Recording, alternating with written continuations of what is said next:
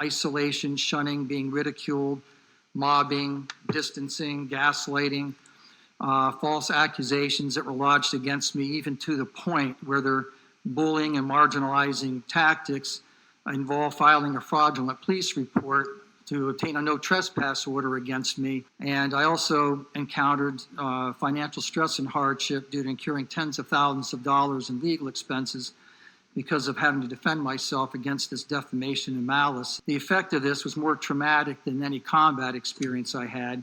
My supervisor and VA management were never held accountable.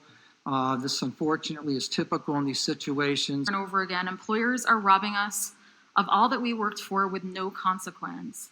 And discrimination law is not enough to help us, even though so many targets of workplace abuse see a discriminatory impact. When we report abuse, the vast majority of employers either retaliate to avoid liability or they do nothing to address the abuse.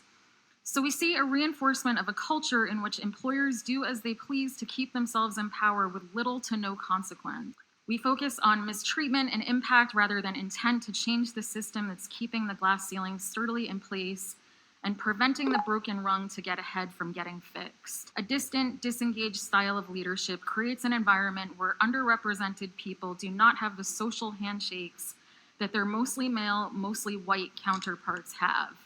That leaves only one group with the power to make change around this issue that affects people's physical and mental health, careers, bank accounts, personal relationships, and even whether they live or die. That group is you. Employers externalize healthcare costs when they ignore employee well-being internally. This bill would incentivize employers to address employee well-being internally and not make it a public problem. Our analysis indicate that about half of the deaths and about a third of the incremental costs from workplace conditions appear to be potentially preventable if the United States were more similar to other advanced industrialized economies. We have environmental regulations to limit environmental risks. We don't mention the human impact of abuse. We don't leave environmental pollution to discretion of CEOs. So why do we leave health up to the CEOs when CEOs too often lead in ways that serve neither the employees nor the public nor themselves? When I evaluate whether or not I can help someone, I look to see what happened or whether or not it can be shown to be a violation of their legal rights. In those conversations, I listen to the common patterns of oppression, which include gaslighting, stonewalling, and silence. I hear not just the words, but I sense the deep pain and suffering of someone who is simply seeking a fair shot, but is being mistreated and degraded to the extent that they begin to lose themselves. However, when I hear, see, and sense the pain and suffering, the loss of self-belief, confidence, and self-esteem associated with workplace bullying, mobbing, and other forms of psychological abuse that do not trigger one of the existing laws, I find myself struggling on how to tell them that there is nothing I can do to help them. The volume of people that fall into this category is by far the majority of people who reach out to employment lawyers today. To tell them they have no legal recourse is beyond demoralizing in what they expect their legal system to do for them. I was told the complaint process would unfold and an investigation would take place. I was comforted by that information. Employers are not liable for psychologically abusive behavior, nor do they want to be. My work environment worsened, the bully's behavior escalated, months went by in silence, the tables were turned against me, my health declined in sync. The bully wasn't the only one mentally abusing me. The perpetrators were sitting in an administrative office building on a college campus, cashing six-figure paychecks. It never crossed my mind once that the protocol they put forth was fraudulent, nor did I ever suspect they would conspire against me. If they were sitting behind bars, perhaps I would have been better able to discern. Surely that is where they belong. While I was waiting for promised resolve, they were waiting for me to snap under the stress. Employers cannot be held liable for issues of which they have no knowledge, so they make it go away, cruelly and inhumanely. Bullying and the institutional complicity of disregarding complaints are premeditated. Researchers, 4 decades of research, refer to these processes of dehumanization and traumatization.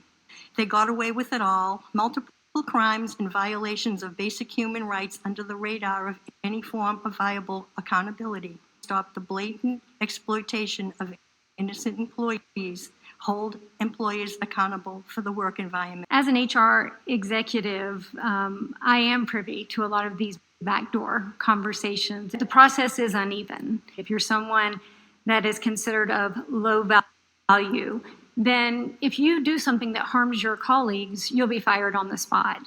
But what we frequently see is that with chief executives, if they commit the same sort of acts, that they're given an executive coach, that the entire system is incentivized to downplay what is happening.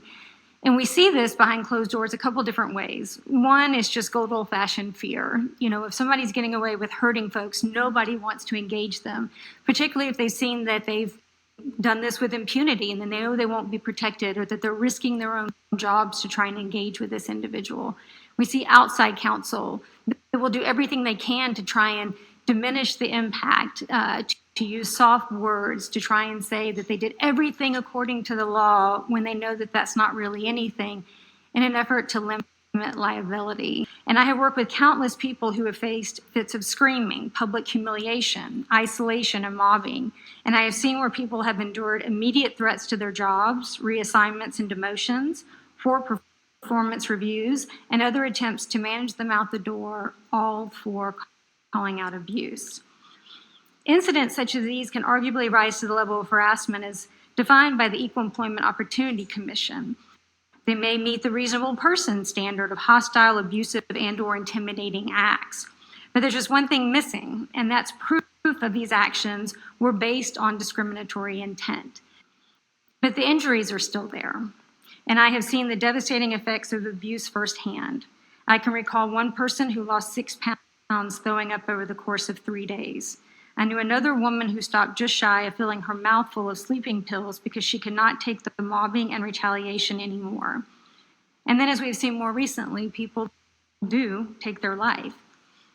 The pain of workplace abuse is not invisible. It physically manifests as frailty, cancer, broken marriages, and lost earning potential. There are 40 million others like me. On behalf of all of us, please move this forward. I'm also here for my mother and for all parents who have been abused at work. You see, my mom has always been my support. She works long, hard hours to provide for me. She sacrifices her own well-being for me, and she has endured difficult hardships at work from abuse that has affected her deeply. And when this happened, she changed. Every time she came home, her head was always somewhere else. She was there, but not there. Many people out there think that bullying only happens in schools, and it doesn't. Many people may also think that bullying at work only hurts grown-ups, but it doesn't. It hurts kids, and it hurts communities. So I came today because I want to be here for her the way she has always been here for me.